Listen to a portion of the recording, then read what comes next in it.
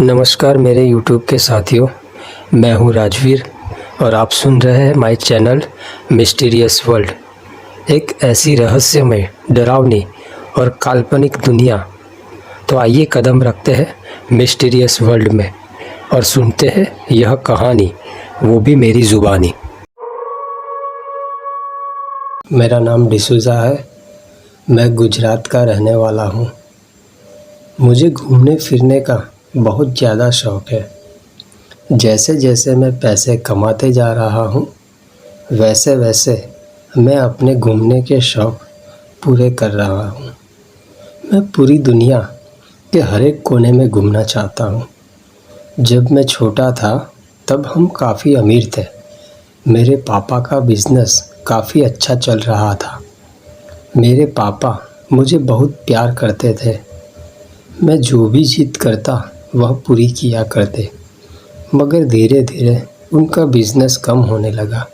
उनके दुश्मनों ने जैसे उन्हें बर्बाद करने की ठानी हो, और वैसा ही हुआ।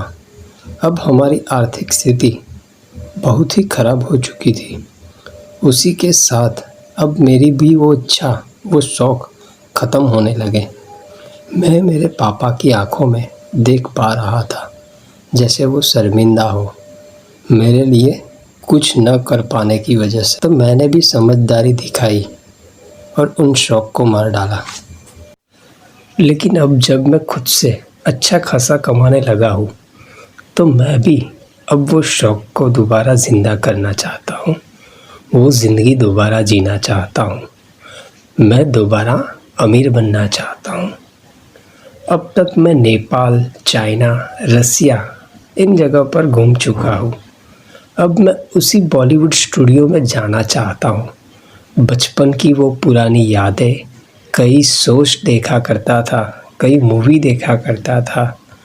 लेकिन जब हमारी आर्थिक हालत ख़राब हुई तो हमें वो टीवी भी बेचना पड़ा था। उसके बाद मैं दोस्तों के घर टीवी देखने जाता था, पर बाद में वो भी मना करने लगे। तो मैंने उस शौक़ को भी मार डाला। लेकिन यादें हमेशा आपके दिमाग में घूमती रहती है, और मैं बचपन के वो शो याद कर रहा था। मैं हॉलीवुड स्टूडियो जाऊंगा और वो सेट पर जाकर देखूंगा जो उन यादों को दोबारा ज़िंदा कर सके। मुझे याद आना शुरू हुआ एक शो जो मैं रात को देखा करता था। वो नया शो शुरू हुआ था जो एक गेम की तरह था, जिसमें 10 लोग आते, उन्हें पुराने खंडर, सुरंग, टनल, ऐसी कई जगह के पड़ाव को पार करना होता। उसमें से जो बचता और बाहर आता वो विजेता होता, उसे इनाम मिलता। काफ़ी डरावना शो था, पर मुझे बहुत ही मज़ा आता था वो देखने का। 5 ही एपिसोड के बाद अचानक उसे बंद किया गया। ना ही इसकी कोई न्यूज़ आई थी और ना ही उन पात्रों को कोई और शो में देखा गया।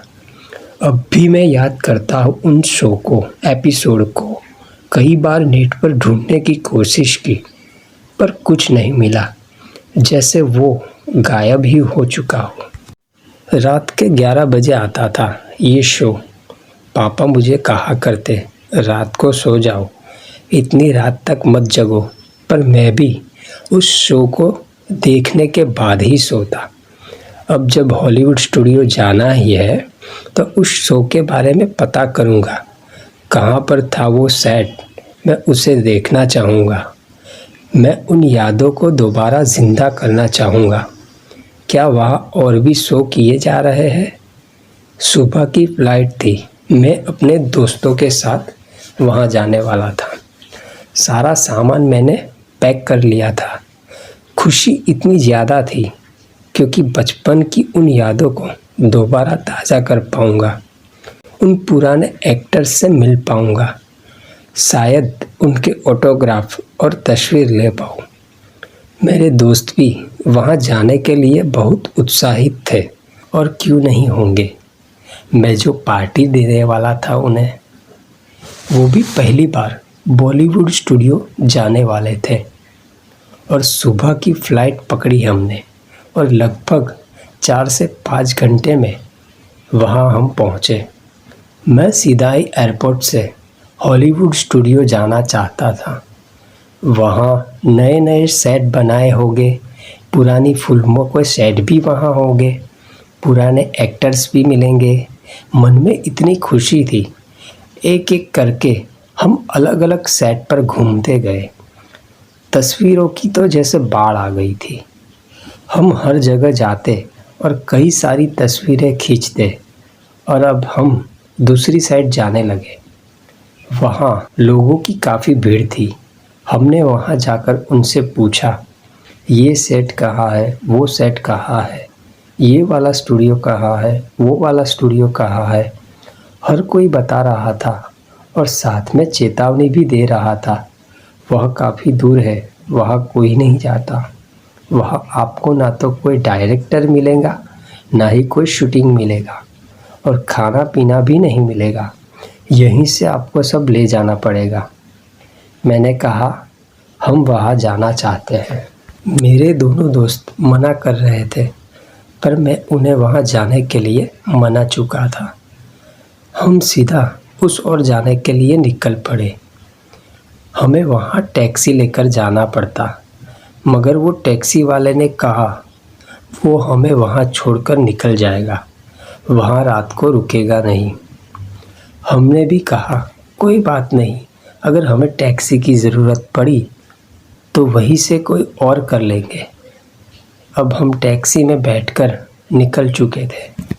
सच में हॉलीवुड स्टूडियो बहुत ही बड़ा था। जैसे जैसे आगे बढ़ते गए वैसे वैसे भीड़ अब कम होती जा रही थी और वो टैक्सी वाला भी काफ़ी अच्छा था। हर एक स्टूडियो के पास ले जाता और कहता, ये वाला स्टूडियो उस मूवी में था, वो वाला स्टूडियो उस मूवी में था। तभी अचानक मेरे दिमाग में वो बचपन वाला शो याद आया और उससे पूछा तो उसने कहा, हाँ मुझे पता है वो स्टूडियो कहाँ है। तो मैंने उसे कहा, आप ये सब छोड़ो, आप सीधा वही हमें ले चलो। उस टैक्सी वाले ने कहा, ठीक है साहब, और हम चलने लगे उस ओर। काफ़ी पहाड़ियाँ और उसके पीछे था वह स्टूडियो। उस टैक्सी वाले ने तो सीधा ही उस स्टूडियो के सामने लाकर खड़ा कर दिया और कहा, ये है वो स्टूडियो। सच में वही स्टूडियो था। काफ़ी बड़ा गेट था, उसका ताला खुला हुआ था।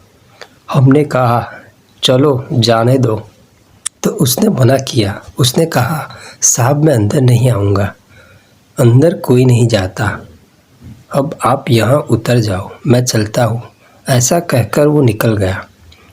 अब हम गेट के अंदर दाखिल हुए। तो दोस्तों, कैसी लगी ये कहानी? क्या आप इस कहानी का आगे का भाग सुनना चाहते हो? क्या हुआ था डिसूज़ा और उसके दोस्तों के साथ? अगर आगे का भाग सुनना है तो प्लीज़ चैनल को लाइक एंड सब्सक्राइब ज़रूर कीजिए। तब तक आप सभी को जय भोलेनाथ।